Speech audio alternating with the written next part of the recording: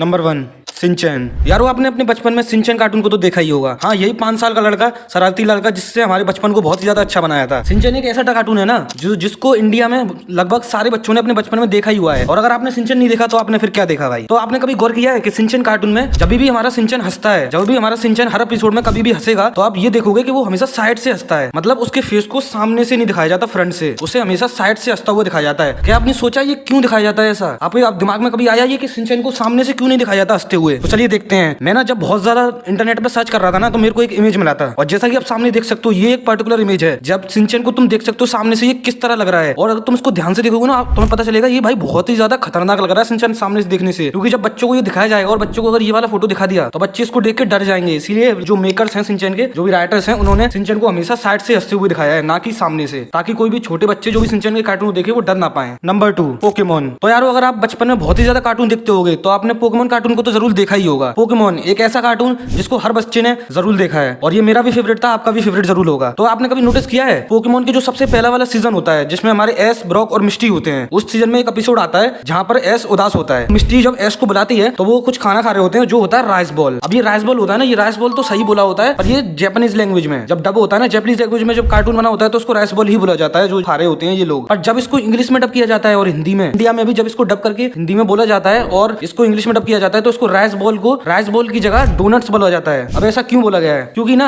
आप अगर गौर करोगे तो अमेरिका में जब इसको इंग्लिश में किया गया था ना डब, तो अमेरिका में लोग राइस बॉल के बारे में ज्यादा नहीं जानते, लोग डोनट्स ज्यादा खाते हैं। जैसा कि आपको पता होगा, जो अमेरिका में होता है लोग डोनट्स ज्यादा खाते हैं, तो इसीलिए उसको डोनट्स नाम दे दिया गया था राइस बॉल की जगह इंग्लिश डब में। और इंडिया में इसको इसीलिए डोनट्स ही बोला गया था राइस बॉल की जगह, क्योंकि आपको पता होगा कि इंडिया में जानता कौन है भाई राइस बॉल के नाम से? आपको भी पता होगा कि इंडिया में राइस बॉल के नाम से कोई कुछ जानता ही नहीं है। ये जापान में ज्यादा फेमस है राइस बॉल, इसीलिए इंडिया में भी इसको डोनट नाम से ही डब किया गया था। Number 3 Doraemon. सो यारो अगर आपने बचपन में डोरेमोन कार्टून को देखा होगा तो अगर मैं आपसे एक क्वेश्चन पूछता हूँ, आप बताइए कि डोरेमोन कार्टून में सबसे ज्यादा बेसुरी आवाज किसकी थी? आपके मन में सबसे पहले ये सुन के किसका नाम आएगा? हाँ, सही सोच रहे हैं आप, जियान। पर मैं आपको ये बोलूं कि जो हमें बताया गया है ना, जियान की आवाज सबसे ज्यादा बेसुरी है, वो ऐसा नहीं है। क्यों? क्योंकि मैं अब तुम्हें दिखाऊंगा जापानीज वर्जन ऑफ जियान का गाना और इंडियन वर्जन ऑफ जियान का गाना। सबसे पहले मैं तुम्हें दिखाता हूँ कि इंडियन वर्जन में जियान का गाना कैसा होता है। सो देखो, सुनो।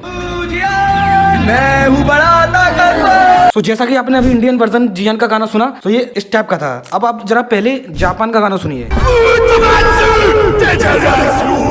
तो जैसा कि आपने इस गाने को सुना, तो अब तो आपको पता चल गया होगा कि इंडियन वर्जन जो जियान का गाना है वो कितना ज्यादा मस्त है कंपैरिजन टू जापानीज वर्जन। क्योंकि जापानीज वर्जन जो जियान का गाना गाता है ना, वो बहुत ही ज्यादा इरिटेट करने वाला है भाई। इससे अच्छा तो सुरीला वर्जन अपना इंडियन का वर्जन है भाई, जियान का गाना। Number 4 sponge Bob. तो यार अगर आपने स्पंज बॉब कार्टून देखा होगा तो आपको सैंडी नाम का कैरेक्टर तो याद ही होगा। सैंडी, ये सैंडी नाम की जो कैरेक्टर होती है ना, इसके कपड़ों को आखिर क्यों चेंज किया जाता है? तो जैसा कि आपने स्पंज बॉब में देखा होगा कि इसमें बहुत सारी एडिट्स करके इसके चेंजेस किए जाते हैं, बहुत सारी कंट्रीज के अकॉर्डिंग इसमें बहुत सारे चेंजेस किए जाते हैं इस कार्टून में। तो जब इस कैरेक्टर के जो सैंडी कैरेक्टर होता है, जब इसको ईरान में दिखाया जाता है तो इसको है ना, इसकी बिकनी की जगह गाउन में दिखाया जाता है। क्योंकि जो सैंडी कैरेक्टर होती है ना, ये जब अपने घर पे होती है तो हमेशा बिकनी में होती है, और बिकनी अमेरिका के लिए बहुत ही ज्यादा नॉर्मल बात है बिकनी पहनना। तो जब इसको ईरान में गाउन में इसीलिए दिखाया जाता है क्योंकि ईरान में ना वुमेन के कपड़ों को रिलेटेड लेके बहुत ही ज्यादा स्ट्रिक्ट रूल्स हैं, इसीलिए इस सैंडी कैरेक्टर को गाउन पहना दिया जाता है ईरान में। कार्टून में एडिट करा के इस कैरेक्टर के ऊपर एडिट करके राइटर्स इसको गाउन की ड्रेस में पहना देते हैं सैंडी कैरेक्टर को। तो क्या आपको ये फैक्ट के बारे में पता था? हमें कमेंट बॉक्स में जरूर बताना।